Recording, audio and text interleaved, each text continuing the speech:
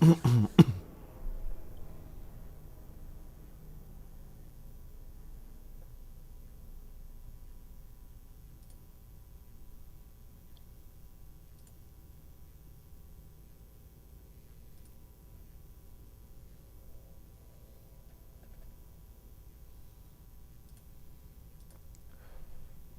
morning.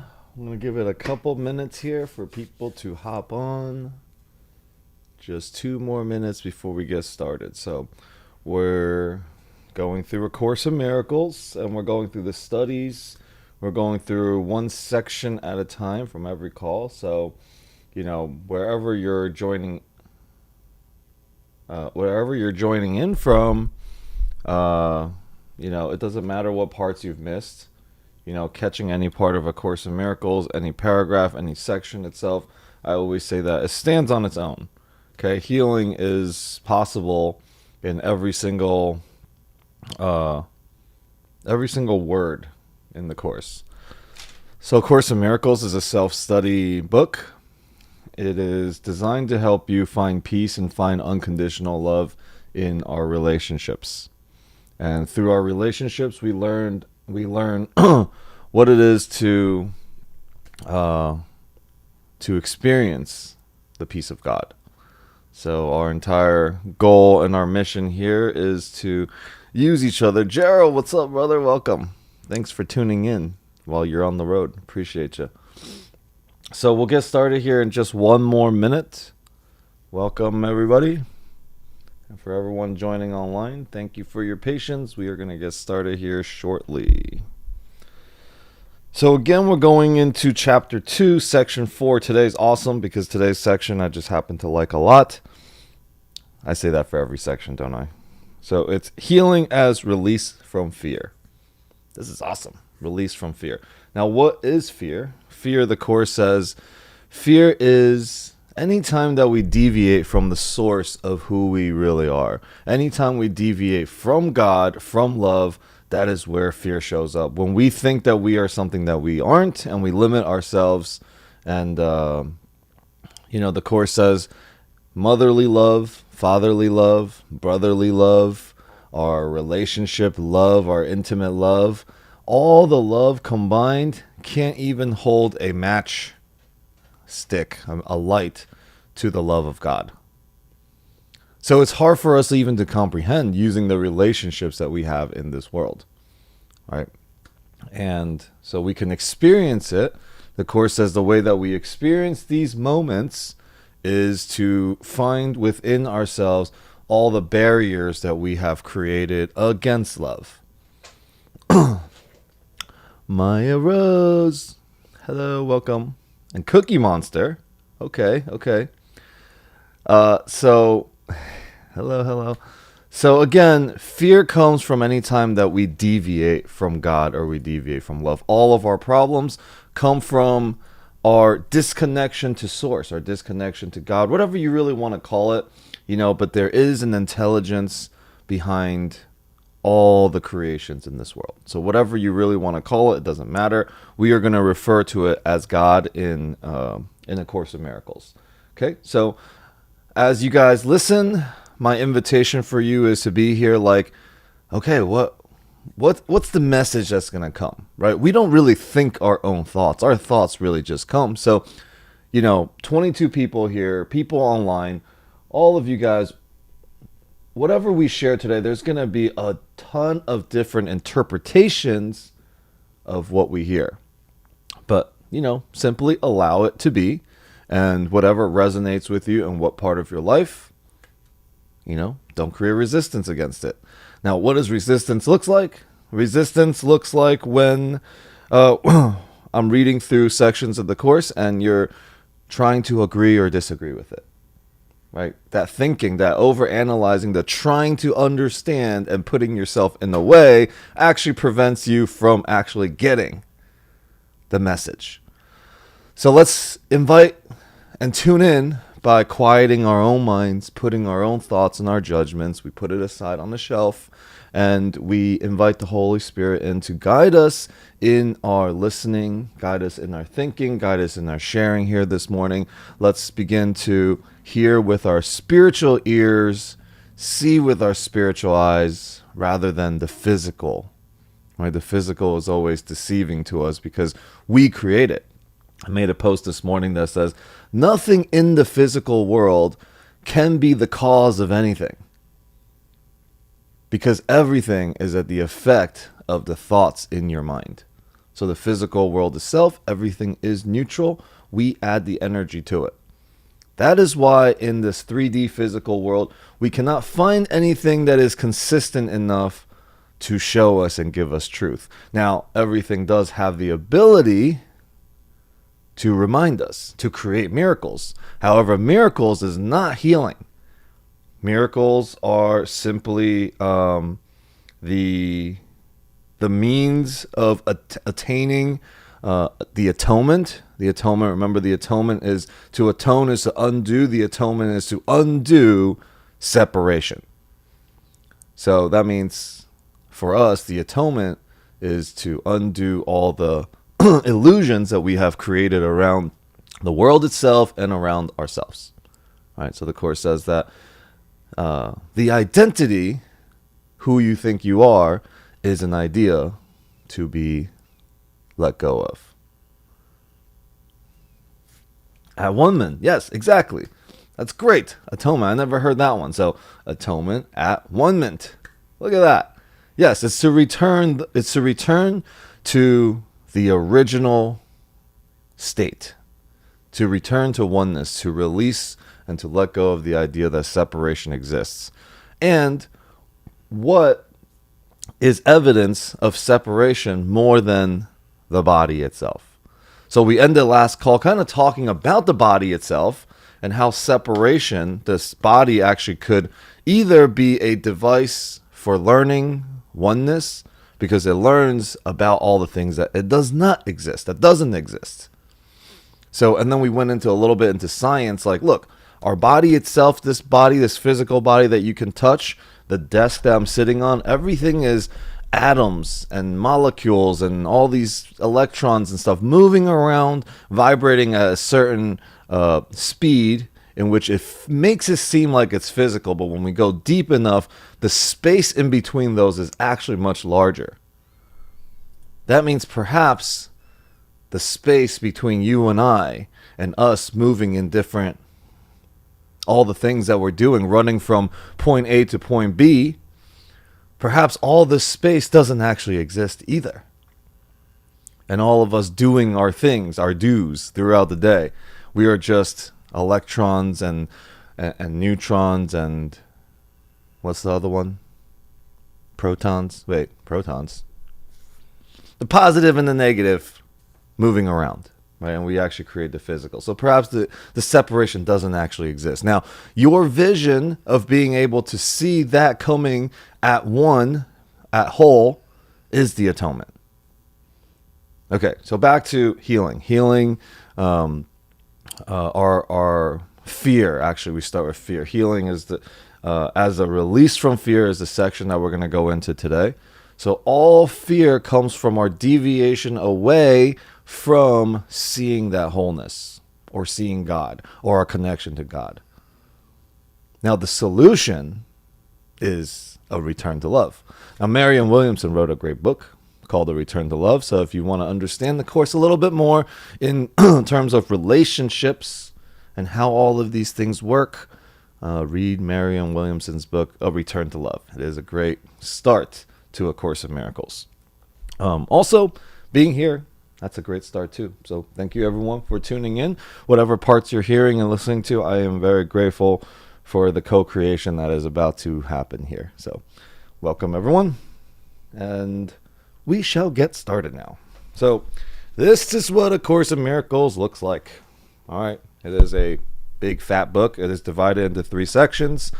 It starts with 31 chapters of text. It is the theoretical text, the beef, the big parts of it, where a lot of people really, including myself, when I picked it up, I read it, God, Holy Spirit, read one paragraph. I'm like, oh, this is too much. Close the book.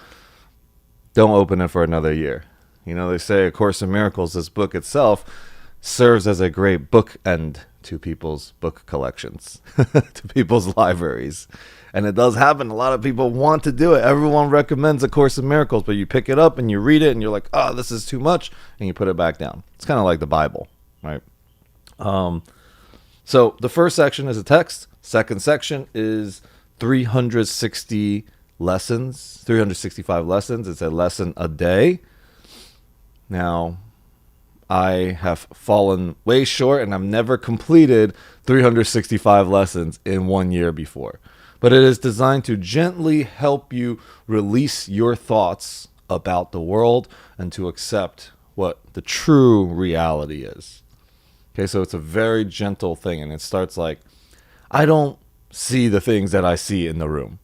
And it does not ask you to agree or disagree with the lessons, but to simply do it. Whether you agree or not does not change the efficacy of the work and the healing itself, right? It's simply, let me just commit to doing them. One lesson a day takes like 5 minutes out of your day. I have not had the discipline to do 365 lessons in 1 year before. However, a big part of this is not to judge yourself, right? So the best I've done up to this point is about a year and 5 months to finish 365 lessons. Then the last section is called the Manual for Teachers. But from the very beginning, the Course says there is no difference, really, and no separation between a teacher and a student. So this last section, we can actually call it questions that students may have while studying A Course in Miracles. So one of the sections, for example, will say, how is judgment relinquished? And it teaches and goes into some theories and ideas about that. All right, so the Course has really changed my life, and I practice it. This is my practice, and the Course very clearly in the beginning says this is not for religious purposes. It's not to be the basis of starting another cult, but it is simply a study. It is one form of universal realization or awakening, and all the text, all of these different things, when you study them and you go down the road enough, you will find yourself, you will find God. And the Course says that the entire goal for you studying the Course, is to find that voice inside, is to be able to hear the Holy Spirit, is to find your internal teacher. And so that that internal teacher may be your compass to navigate through the world, and so that you may find peace. Now, we need reminders. We forget, and then we remember, and we forget, and remember. Most of the times, we get caught up in the forgetting, and we beat ourselves up, and then we beat other people up, and we do all of that. But, when we find a true purpose for forgetting, then the judgments go away. So what is the purpose of forgetting? The purpose of forgetting is to strengthen your remembering. And I love that. I don't even know where it comes from. It might come in the Course. It might come from Marianne Williamson.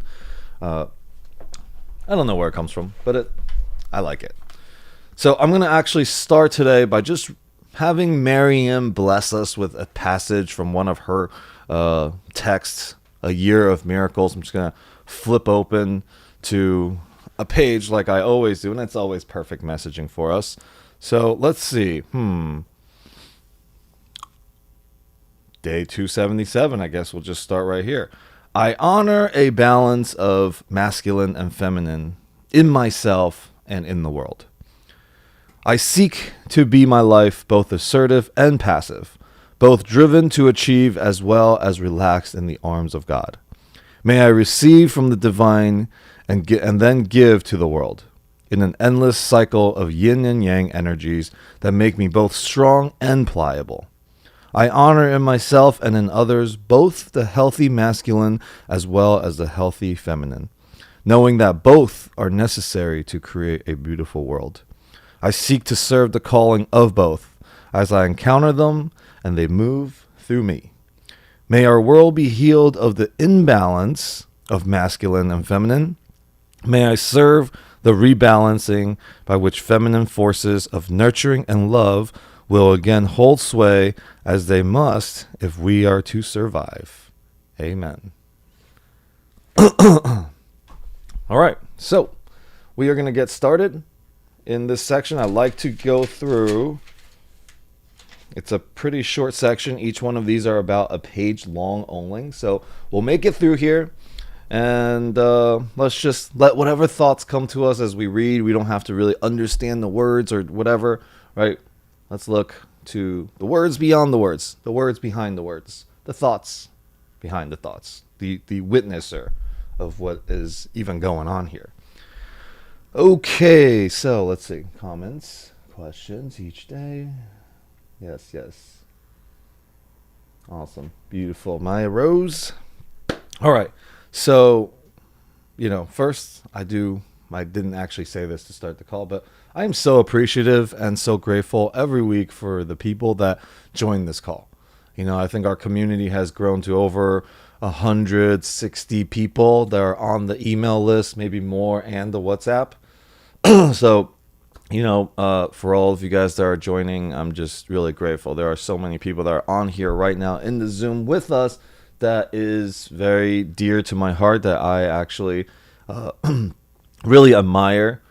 Powerful leaders of different tribes and just powerful individuals. So, love you all. Thank you all for being here. And I see some awesome, amazing people tuning in on Instagram. You are all great too. I can't really see the Facebook and the LinkedIn and the YouTube, but if you're watching this, thank you for being here. You're totally a part of the co-creation of all of this, right? And it's not just this call. This has been going on for 4+ years now, so thank you. All right. Shall we get started? So what it's going to look like is I will read this section. We allow this, the words that have been written, channel from Helen Schuckman through, she said Jesus was talking to her. And may the words flow through us, and then we will open up for questions, conversations. Those are usually, the best parts of this call is when we start to share and, be guided through spirit. So many people coming in with their wisdoms, and we truly try to understand and relate to A Course in Miracles, right? To the teachings. All right. So chapter 2 is the separation and the at-one-ment, the atonement. And it's section 4, healing as the release from fear. Our emphasis is now on healing. The miracle is the means, the atonement is the principle, and healing is the result. To speak of a miracle of healing is to combine two orders of reality inappropriately. Healing is not a miracle. The atonement of the final miracle is a remedy, and any type of healing is a result. The kind of error to which atonement is applied is irrelevant. All healing is essentially the release from fear. To undertake this, you cannot be fearful yourself. You do not understand healing because of your own fears. A major step in the atonement plan is to undo error at all levels. Sickness or not right-mindedness is the result of level confusion, because it always entails the belief that what is amiss on one level can adversely affect another. So just to kind of understand the miracle, when we talk about levels is the level of the mind and the level of the body. Okay, so we oftentimes confuse where the error actually occurred. So we try to fix the error at the level of the mind in the body, and it doesn't really work that way. So the miracle is for us to be able to recognize at what level the error actually occurred so that we may correct it through the guidance of the Holy Spirit. Because it always entails the belief. Okay, got there already. We have referred to miracles as a means of correcting level confusion, for all mistakes must be corrected at the level on which they occur. Oh yeah, exactly what I was just saying, but probably better words. Only the mind is capable of error, The body can act wrongly only when it is responding to misthought. The body cannot create, and the belief that it can is a fundamental error, produces all physical symptoms. Physical illness represents a belief in magic. The whole distortion that made magic rests on the belief that there is a creative ability in which the mind cannot control. This error can take two forms. It can be believed that the mind can miscreate the body, or the body can miscreate in the mind.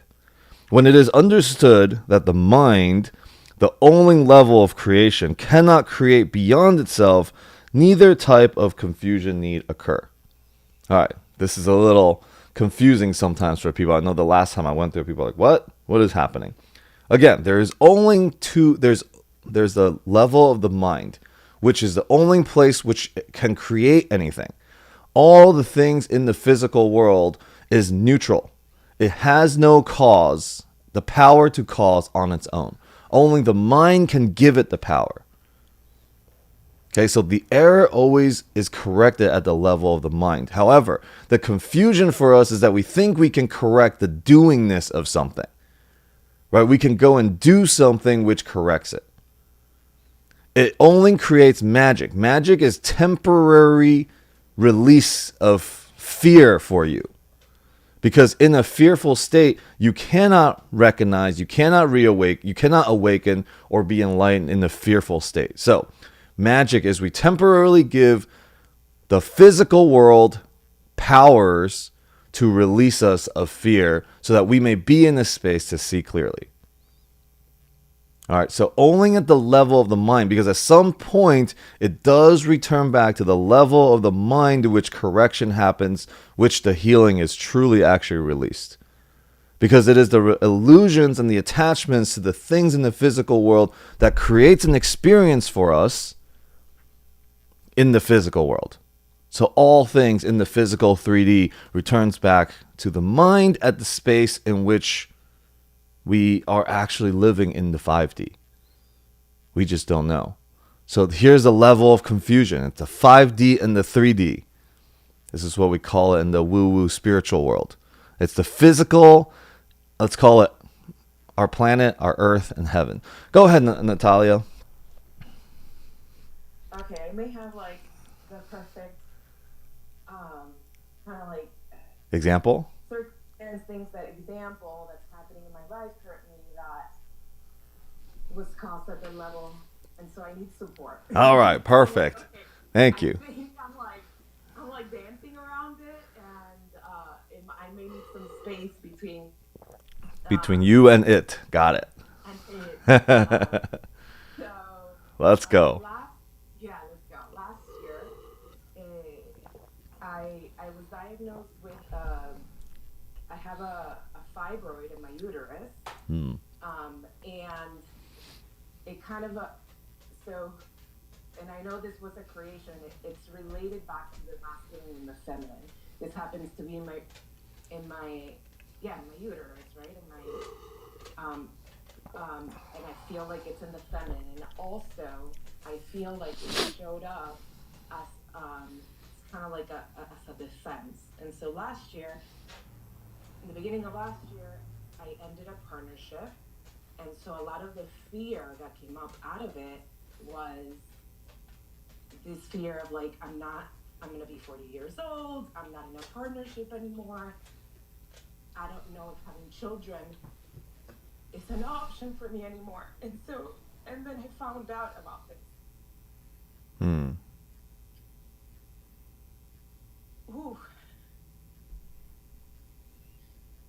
And I went to the doctor. The doctor said that they don't recommend for me to remove it right now. However, when I am ready, and they started asking about questions of like, so what are your fertility plans? And I was like, oh, about that. Mm-hmm. How perfect, right? So, so now as I heard you speak, and then as I heard the feminine and the masculine that Marianne Williamson started off with, I was like, okay, so let me bring this up. and see, I need some space between the it and how is it that I can come back to peace, being okay with everything and trusting that whatever it is, um, it's Yeah. perfect. So I hear you. So first, thank you for sharing this vulnerable share and being courageous enough to bring this up, in a group of people that you may or may not know, and and giving us a chance all to look. Right, we all can have a chance to look within ourselves about this conversation. And it comes down to, this is a perfect example, because what is happening is in the physical body and in the physical world. If we look at it from a place like, I use this example a lot, is when we dream at night, and whatever happens in the dream, sometimes we wake up and we're like, oh, our eyes open and we're still in the dream. And our bodies can actually respond. Like, I've woken up sweating. Like, I didn't move, I didn't run around, I didn't do anything. So that means the mind is capable of creating things in the body. Right? The body is the classroom. The body is not the lesson. The body is a means of facilitating a lesson for you. Now, what is the lesson? The lesson always goes back to that there is a reality in which I am trying to remember. And if I can use the body to help serve that purpose, there is a reality with capital R that I am trying to remember. And we can look at this. What is my relationship to, like, the fear itself, to time, right? The Course says there is no time, there is no beginning, and there's no endings. However, we limit ourselves by putting ourselves in a birth and death. So the time in between this, I'm 40 years old. I don't know if I'm going to have kids. And yes, there are tons of evidence in which you can't. Now, what is the special relationship to having that happen? Right? To what the world expects, the expectation for you. Can we find the same joy in mentoring and working with kids and doing things in our greatest purpose, and being able to trust that perhaps I don't need to have kids. Can you be at peace with either way, right? This is where it's going to really help you, is to find the place in which you're afraid, in which the fears come up, and allow yourself to feel it. And then also recognizing that, look, this feeling, this experience that I'm having, really the source of it is in the mind. It's not in my body. But I'm feeling the fear in my body. My body is responding and reacting to it. Right? So perhaps that's, I'm not going to say that's why that cyst or tumor or whatever grew in there. But, in our mind, when we find peace, like there are evidence in which the physical world is, the things that are happening are real. But nothing is ever consistent, right? I have a friend I mentioned in Peru. She had a huge tumor growing on the side of her stomach. It was like getting big, and we can see it like through her shirt. So she went into the jungle, worked with some shamans, worked with some plant medicines, and for about like 2 months.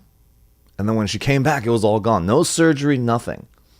She was able to release something in her mind that also allowed her body to heal. Now, of course, in the jungle, you can say that they also have a very, very strict dieta, like the way that what she's eating. So yes, probably some things that you're putting into your body, you have also relationships to those things.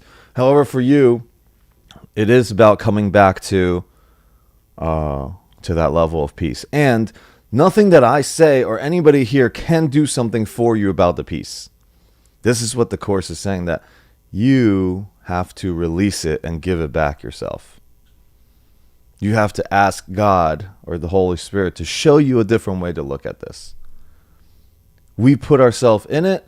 That's why the Course says you cannot understand the healing because you own the fear. Now, if you own the fear, you can't think your way out of it. The only way to do it is to say, God, Spirit, show me a different way to look at this.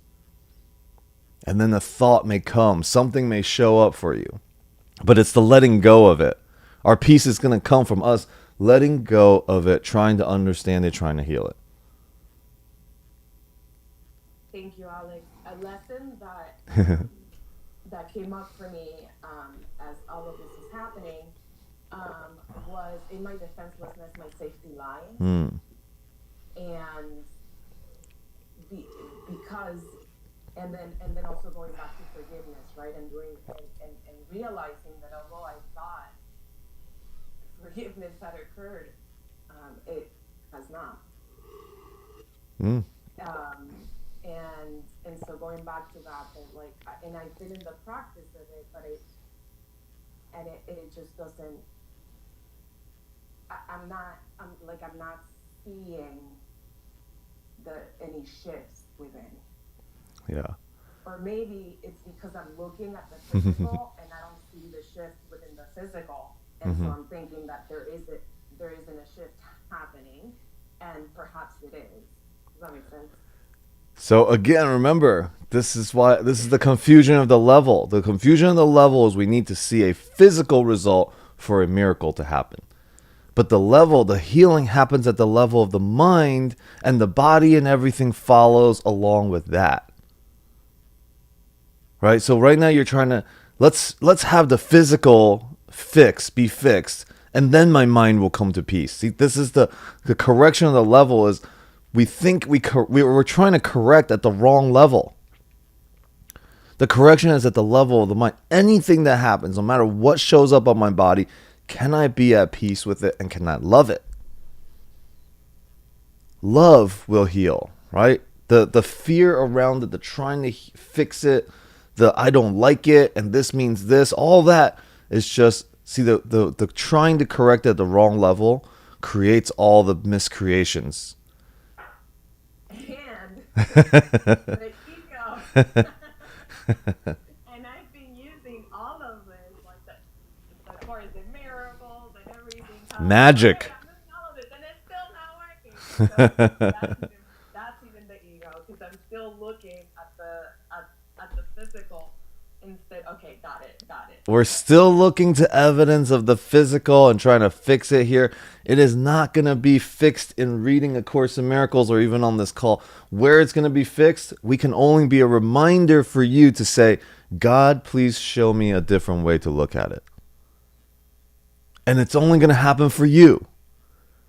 Right? In this moment for me, I am also asking for guidance. You know, if I try to say, hey, Natalia, this is what you need to do, I am going to fall so short of what I'm like. I have no understanding of it.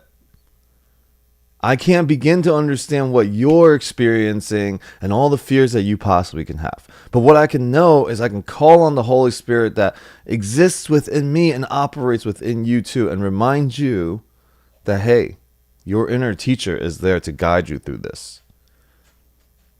You know, and ask for a different way to see it. It's not going to come from you trying to fix it first, but just simply ask for the correction of the mind to happen. Remember, all of our problems comes from our disconnection to Source and to God. Right? We're trying to figure it out and fix it ourselves. And it's not going to happen. Allow miracles to show up for you through correction of the confusion, the healing and the correction of the level of confusion that we have, which this is perfect. You know, thank you for the example. All right, this is like as perfect of an example as you can get, is the level of confusion where we think error exists. Like right now, we're like, it's in the body, and everyone else is like, oh my God, the body. Oh my God, Natalia's body.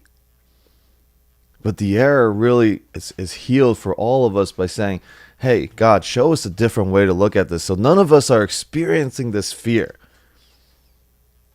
Right? But we're saying, look, everything is beautiful and perfect as is, Natalia.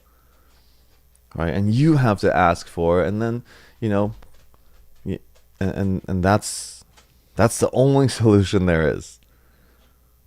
If you're going to want to return to peace, if you want to be at peace with it, because peace is an everlasting thing, right? Let's say this tumor, this thing goes away, and they're like, okay, Amazing. You can now have kids. You're in perfect condition. All of that. Is that lasting peace? It's not. What are you going to lose your peace over tomorrow? Right? So right now we're asking for the lasting. The peace of God is what we're asking for, which is our ability to say, to know where to turn every time and to deepen our faith and our trust no matter what's going on. Which is really interesting, and another perfect thing for this is I found out about this after my sister last year. Also, my sister was diagnosed with breast cancer. She underwent a bilateral mastectomy after her recovery, and being then this came. So that was that, and that we focused on that, and then what else is coming? Then this is next, and then what else is so that's just another perfect example. Yeah. Look, and well, there's nothing that's going to be put in your way that you cannot actually handle. It's always a testament of your faith, your resolve, of your trust with a capital T. And Michael Singer says this perfectly. Michael Singer says, our entire life is a preparation for our last breath. At some point, that's going to be the biggest problem that you have. Yeah. Like on your last breath, you're not going to be like, oh man, when I was 40, I was worried about, this thing that was happening. Right? On your last breath, you're going to say, what's this final lesson for me? Where do I find peace? And the place to find it and to go to be at peace is to say, hey, God, I give this all over to you. Right? This is why nothing of the physical world has any strength and power on its own. Everything is given by the thoughts of our mind. Now, error gets to be corrected at the level of the mind. And the mind does not think itself. It does not think thoughts itself. There is an intelligence behind it. You are simply a vehicle to allow this intelligence to flow and work through you. And so, God, what is this all for? Please show me. Please show me a different way to look at this so I can stop looking at it with fear. And I'm willing, right? This willingness. God does not come in time. God comes in welcome, in willingness. So, yeah, thank you. Thank you for the example. Thank you for the reminder. Thank you for anchoring in the conversation that we're having this morning. Like I said, you're a powerful manifester of things in your life. Since I've known you, I've always said that. You're like, I want to learn this, and then boom, life throws you this thing for you to learn it, for you to experience it. You're like, very clear. in a clear vision. There you go. So, okay, let me continue this reading, and then we'll kind of continue from there. Let's everybody, be in reflection of and witness to this beautiful conversation that was started. Right? And then as we finish this section, we'll continue it back on. Right? Unless somebody feels compelled to share right now. Okay, now it's over. All right. Only the mind can create, because spirit has already been created and the body is a learning device for the mind. Look at that. We could have just read this next sentence and been done with that. Learning devices are not lessons in themselves. Their purpose is merely to facilitate learning. The worst a faulty use of a learning device can do is fail to facilitate learning. Right? It's kind of like saying the classroom itself is the lesson. It's not. The lesson happens in the classroom, but the confusion is the classroom is the lesson, and that's the body. Right? The body facilitates and can be the device for learning, but it is not the learning itself. It is a means to get there. The body, if properly understood, shares the invulnerability of the atonement to the two-edge application. This is not because the body is a miracle, but because it is merely part of your experience in the physical world. Its abilities can be, and frequently are, overvaluated. However, it is almost impossible to deny its existence in this world. Those who do so are engaging in particularly unworthy form of denial. The term unworthy here implies only that it is not necessary to protect the mind by denying the unmindful. Okay, so a lot of times people think we can just go and deny the body. And this is what the Course says. Those who are engaging in this is an unworthy form of denial. Now, this unworthy, like the Course says, it's not the judgment that, hey, it's not unworthy.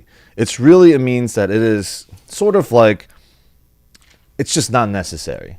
Right? It's not necessary for you to deny the body. It's not necessary for you to deny fear. We talk about in the Course that the trying to overcome fear and deny fear itself actually just makes the fear and the things bigger. Right? So in the terms of the Course, it's saying you trying to deny the denial of the body. The more you try to deny the body, the more you're actually making it more real for yourself. Because you're saying this exists and I got to exert this amount of energy to pretend that it doesn't exist. But it's always in the acceptance and understanding what it is used for, right? The only question that we ever ask for ourselves, the only worthy question, necessary question is, what is it for? It isn't about denying it. It isn't about overcoming it. It isn't about, killing it, all of that. It's literally about, it's the question of what is it for? What is it all for? What's this tumor for? What is this body for? What is this relationship for? That's the right question to ask. If one denies this unfortunate aspect of the mind's the power, one is also denying the power itself. All material means that you accept as remedies for the body's ills are restatements of magic principles. Again, magic is that we give it temporary power to do something. Now, there are magic, which helps us feel, okay, I feel more at ease, right? And the perfect example is when we say, somebody is toxic in my life, and, let me create boundaries, let me stay away from this person. This boundary and the staying away that you created, it's magic, it's not real. What it does is it gives you temporary relief away from this person so you don't have the fearful thoughts. Right? Because you're not ready yet at your current state to be able to heal in the presence of this person. So distancing yourself is that this worldly magic that we give it. Okay, so stay away. We go away. We physically be further apart. We have no conversations, no communication, interactions. I can now be in a space that I feel safe enough to heal. Now, all healing, it can be a distance away. You can heal your relationships without ever talking to somebody. All right. It is a second misstep to attempt to heal it through non-creative agents. It does not follow, however, that the use of such agents for corrective purposes is evil. Sometimes the illness has sufficiently strong hold over the mind to render a person temporarily inaccessible to the atonement. In this case, it may be wise to utilize a compromise approach to the mind and body in which something from the outside is temporarily given healing beliefs. This is magic right here. This is what the Course says. At times, because we are not capable, we have no access. We have no access to the atonement or the miracles itself because our mind is so at fear. In this case, the Course says it is wise for you to compromise the approach of this corrective error, of the place in which you think the error needs to occur, to be corrected. So we say, we temporarily will correct the error at the physical level so that it gives me temporary healing beliefs. And that temporary healing beliefs allows me to actually come back and correct at the right level, which is at the mind, at the level of the mind, at the level of my thinking, at the level of my judgments. All right, so, where am I? Okay. This is because the last thing that can help the non-right-minded or the sick is an increase in fear. Okay, so us, oftentimes we try to heal things and try to fix somebody else by telling them and actually inducing more fear into them. This is how the human beings react. This is how we act with each other. We think if we call you out and magnify your fears, right, that it actually is going to have you realize, oh my God, this is not good and I should change. No, it does not. Right? There's a great saying, and one of our brothers wrote it in his book, is, I came to love you. I did not come to teach you. Love will teach you. Right? Or I did not come to teach you. I came to love you. Love will teach you. I believe that's a quote. So when we actually go and attack somebody or call somebody out, we actually has them double down because the level of fear now increases. They're now, not only do they feel the fear, but now they're exposed and they know, and now fear is actually increased in you and in them because the results are never what you actually think you want it to be. It's always to strengthen that behavior. All right, so they are already in a fear-weakened state. If they are prematurely exposed to a miracle, they may be precipitated into panic. This is likely to occur when upside-down perception has induced a belief that miracles are frightening. And this is that, we talk about when we're in a dream. When we're in a dream and it's we're not awakened yet. And we're dreaming and somebody turns the lights on and the light itself in our dreams can be perceived as fear. As scary and can induce us more fear when that light just shines up. But then when we open our eyes and we actually can see the light, we're like, oh, okay, great. It's the light. Thanks for waking me up.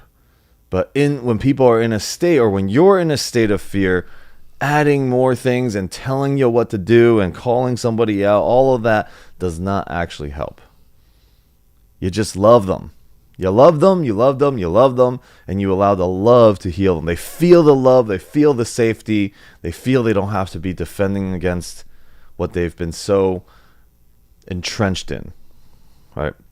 The value of the atonement does not lie in the manner in which it is expressed. In fact, if it is used truly, it will inevitably be expressed in whatever way is most helpful to the receiver. This means that a miracle, to attain its full efficacy, must be expressed in a language that the recipient can understand without fear. This does not necessarily mean that this is the highest level of communication of which he or she is capable. It does mean, however, that it is the highest level of communication of which he or she is capable now. The whole aim of the miracle is to raise the level of communication, not to lower it by increasing fear. So that is, wow, healing as release from fear. Okay, so that concludes the chapter in which we are on here today. And thoughts? What you guys think? What are your thoughts about this? Okay, I let you guys think about it while I take a couple bites of this banana.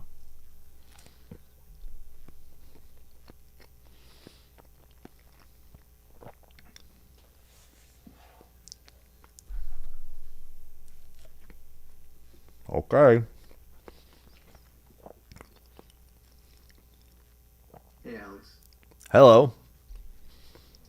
So it's an interesting topic because I'm experiencing like more pain than I've ever been in. Still currently just a little bit on in like the dental area, and I'm asking myself yesterday and now still too, like, what is this for?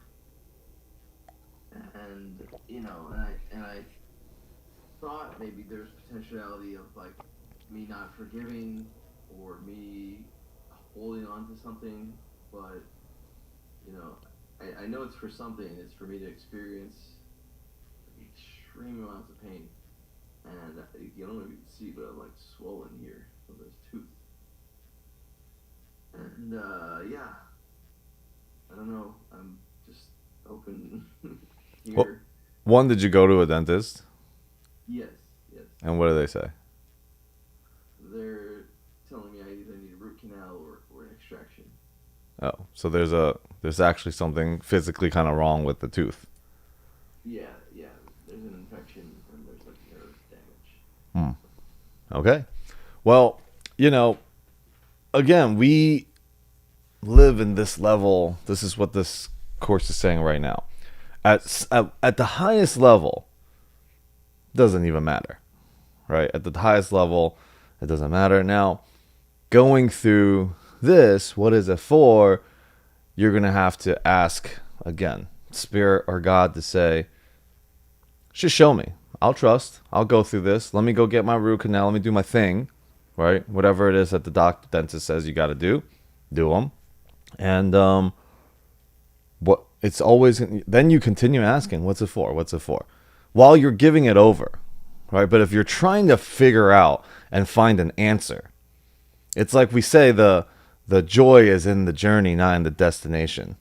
Your peace is not going to come from the answer. Your peace is going to come from you being able to be at peace on the journey. Right? In the questioning, when your questioning is right, it brings a level of peace.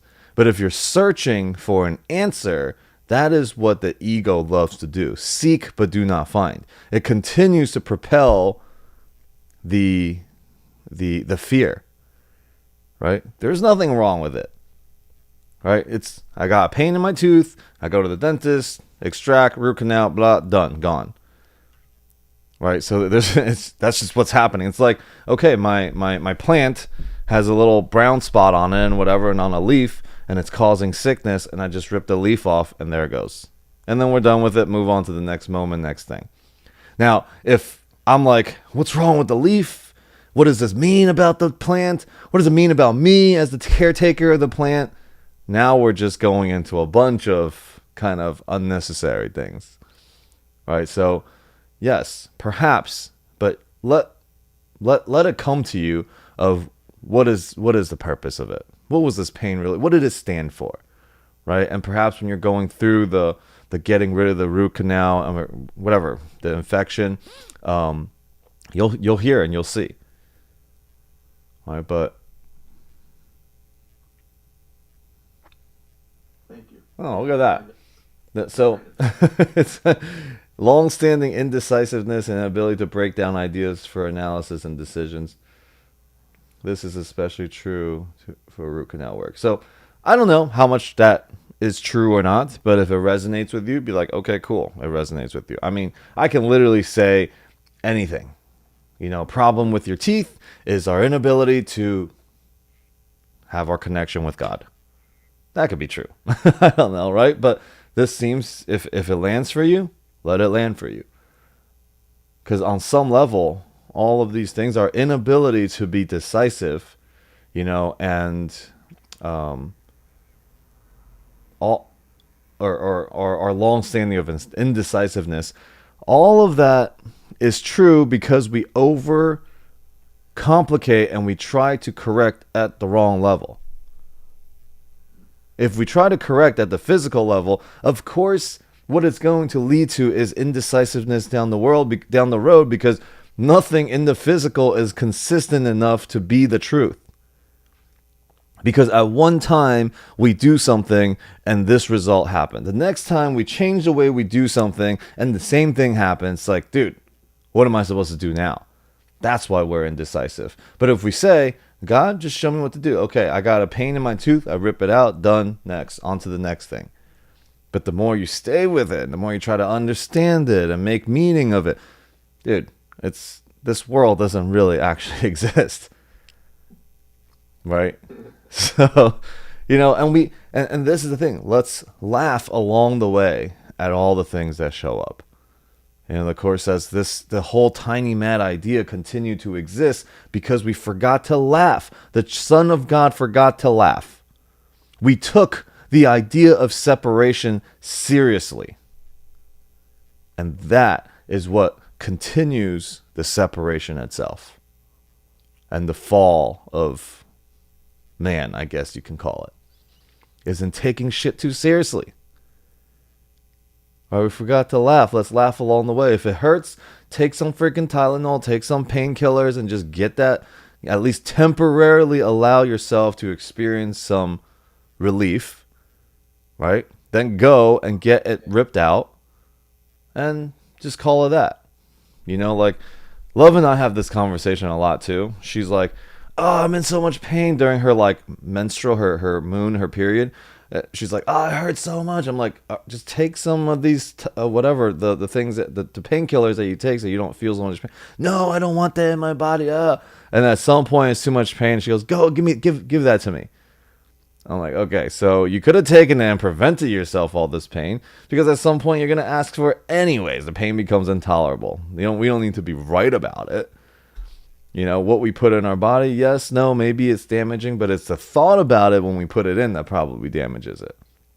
You know, but if we're like, let's just take it so I can have some relief, so I can stop being in a fearful state and be confused. Right? So, yeah, it's another good example, and hopefully, you know. Yeah, thank you. Yeah, I am currently taking a lot of stuff, so. Okay. Well, when is your appointment to get this thing fixed? The nearest one is next Tuesday. The way I want to get it done, but I have some calls to make. The way I want to get it done. All right. Well, you know, that's the insanity of man right there. But cool. Nope. No judgments. I got a couple calls to make. Well, I send you much love and prayers for you to get this healed ASAP. Thank you. I appreciate it. Thank you, brother. Mm-hmm.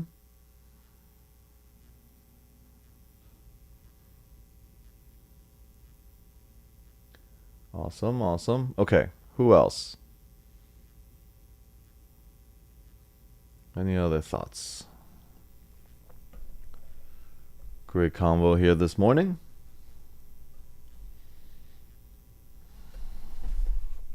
I just want to share that I'm grateful for healthy teeth. Thank you, Eric.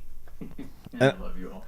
It's so funny because I recently also finally made it to the dentist after 7 years, probably more. I don't know. I don't remember the last time or where I even went to the dentist last time.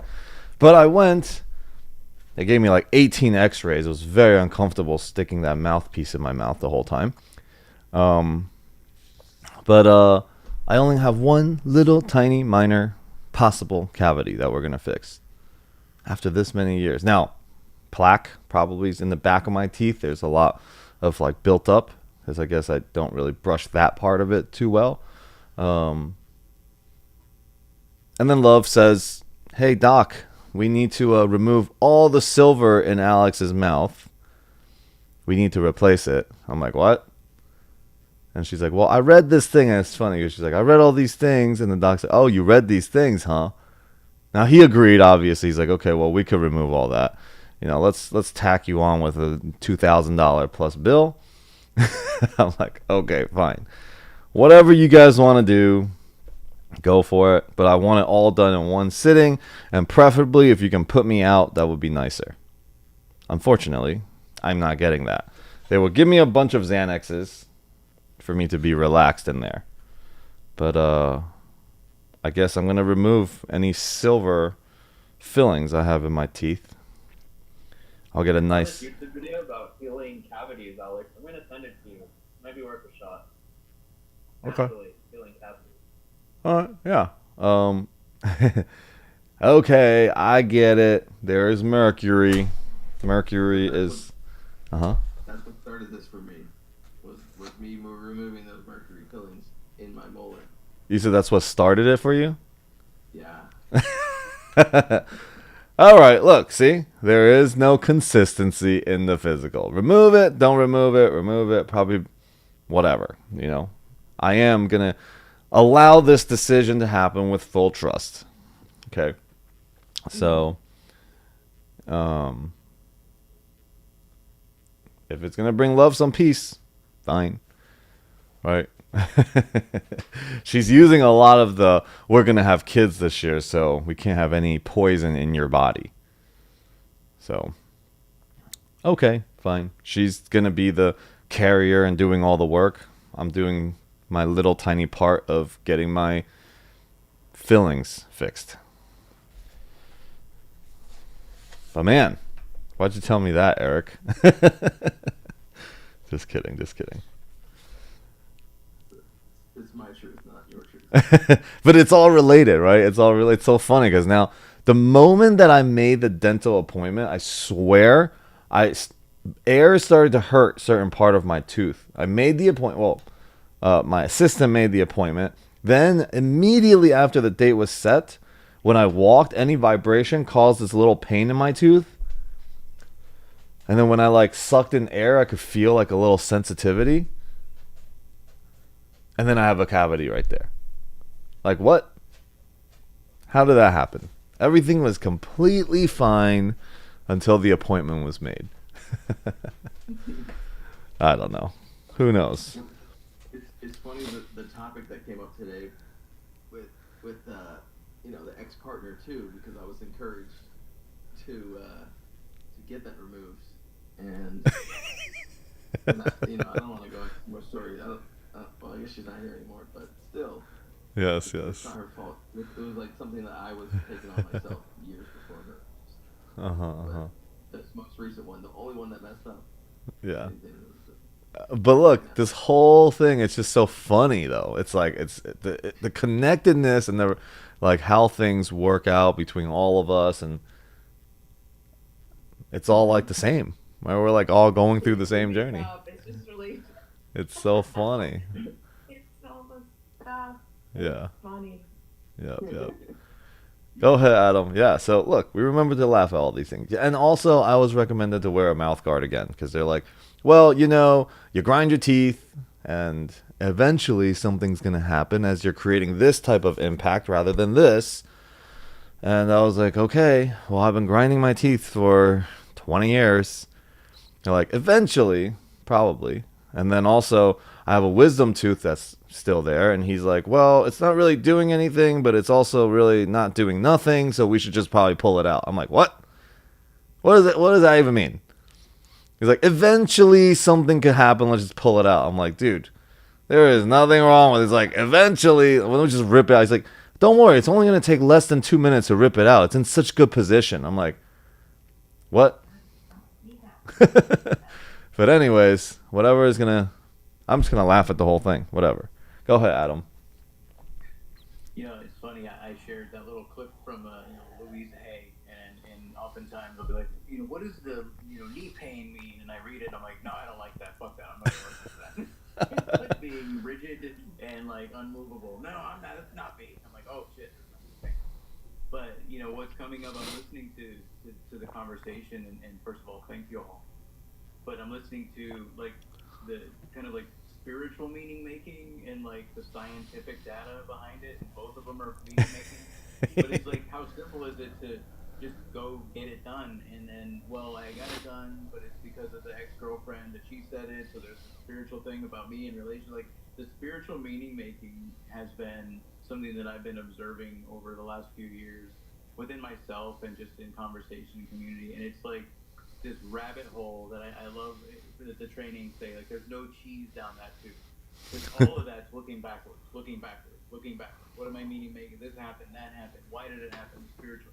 And even like the Louise Hay thing, like that's generated from some context of something that was present at the time when that was written down. But in 20 years from now, who the fuck knows? Mm-hmm. We're going to have all these other reasons why there could be a root canal and so on and so forth. But it's an interesting one, the paradigm of, or paradox of, in the illusion of the body, these things like Tylenol, painkillers, root canals, these different things. And then there's also the spiritual work, which for me, as I'm listening to the conversation, is more about like this is all showing up because there's something that I'm not being present to. Like I haven't been to the dentist in 7 years. I've actually took a 5-year hiatus from the dentist and ended up having this wonderful thing called a deep cleaning that I don't wish upon anybody to ever have done. But it was pointing to me like, okay, where was I not actually loving myself? Where was I not being present to my daily needs and just like being distracted in all these other things I can go do rather than taking care of, you know, my teeth, my gut, my skin, my working out, all these different things, and seeing the gift in that. Like, oh, okay, new moment. Now looking from here, looking, what do we do next? And I just was hearing, you know, in the conversations, kind of looking, well, why did this happen? Why did that happen? And when I'm asking that why did that happen question that I heard get posed puts me immediately in the past. It puts me, as soon as I start asking why, I'm looking backwards. For me, you know, I can't say why and look forward. You know, I'm like, or why from right now. Like, either way, like the present moment, I'm feeling pain. I got to do something to take care of myself in this moment. Mm-hmm. So I just want to say thank you for the conversation because it brought me back ultimately to presence. Yeah. Like presence to my daily practice. Where am I taking care of myself? What am I working with? What feels good to my body? You know, am I putting in my bite guard? Am I, you know, when I'm getting my tooth done and I'm getting something replaced and getting all the silver removed, which I did do, and I'm a proponent thereof, because I saw the result of what the silver was in my mouth. Just like I could have made up all this shit and gone into my shit, oh, I'm so bad and wrong. Every time I go to the dentist, they're like, Adam, you got a water pick, and I immediately go into little boy doing something wrong. I'm like, stop it, I'm doing the best I can over here. You know, but it's really about being present to what it is I need and slowing down and taking those steps that I need. So just as I'm here writing out my daily thing on my planner of what to do over the next days, slowing down and like, am I taking care of myself in all of this? Because like the teeth, I've heard so many people talk about that teeth get put on a back burner because there's so many other things to be taken care of until there's tooth pain, and then there's nothing else that matters because tooth pain's going to take me out of the game. So I just want to say thank you for bringing me back to presence in all of your shares, and to Natalia for your share earlier, for your vulnerability. Yes. Love. Thank you. For sure. That's why the question is, what is it for? Not why was it for, or why is it for, is what is it for? What is it for brings you to this moment. Right? To this moment of what to, right now. What is your realization right now? And what is it for always returns back to this. What's that song that says, what is it for? Like, Absolutely nothing. It's a song called War, actually. It's called War. Yeah, which is so funny. The irony. That's pretty funny. So yeah, again, like, look, there is nothing you can find in the physical world that is concrete enough. And this is a perfect example about this metal fillings and stuff. Right? I mean, I'm probably also projecting my own fears of going to the dentist, my discomfort around it. But, you know, I'm just going to laugh my way through the whole thing, no matter what I do. I can cry, I can bitch, I can moan, I could be a little baby going to the dentist. That's what I love. Just, like, look, when we go to the dentist, like, look, this is my big 5-year-old. Because I literally, when I sit in the chair, when I leave the chair, I'm literally covered in sweat. I don't even know why. I don't know. But I'll just laugh my way through it, and then I'll be done with it. Metal filling or not metal filling, right? So, yeah, great conversations here today. I think we're really, really landing and anchoring this whole level, the confusion level. You know, we've talked a lot about, we give a lot of evidence of the physical body level, which we think the correction happens there that will bring us peace. But the correction have to be healed at the level of the mind. All right.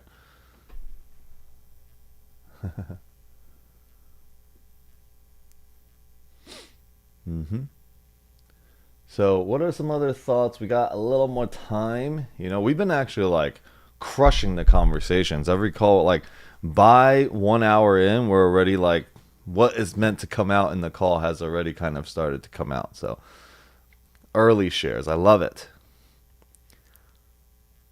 So towards the end of the call, what else? By this point, replay people have already checked out probably. So feel free to share whatever you want to share. What else? What else is happening?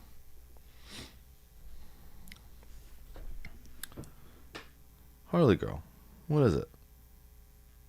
I don't think my dog is feeling good right now. She threw up this huge thing of all her food, and now she's just bugging me nonstop. I can't help you, girl.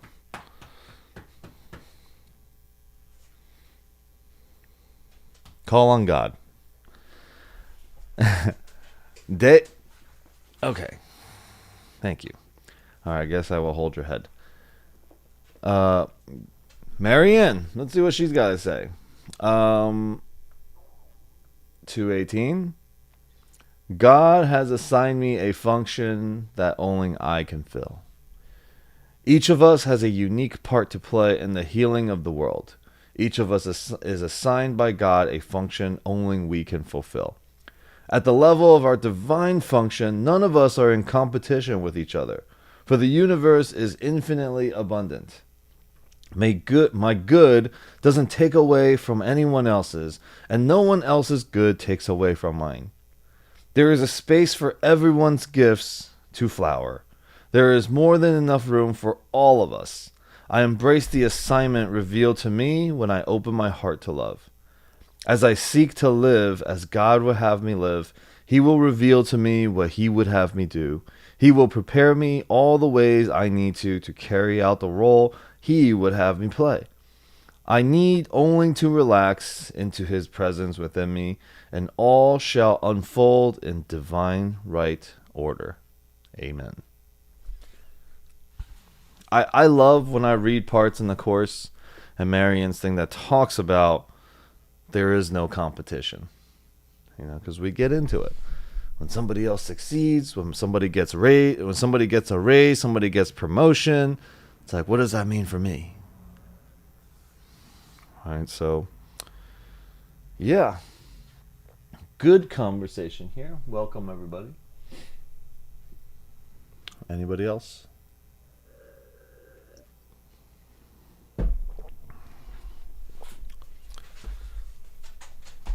Okay. So, next week then, on Sunday. Sunday is a chance, probably a high possibility, that we will not be having a Course of Miracles call. However, it is always possible that it happens. I will be in Florida. I will be partaking in a ceremonial hangout, mastermind. And, yeah. Anybody else before we can wrap this up early? No need to drag it on when the message has been delivered. Okay, so anyways, what we're looking forward to in the next call will be in section 5,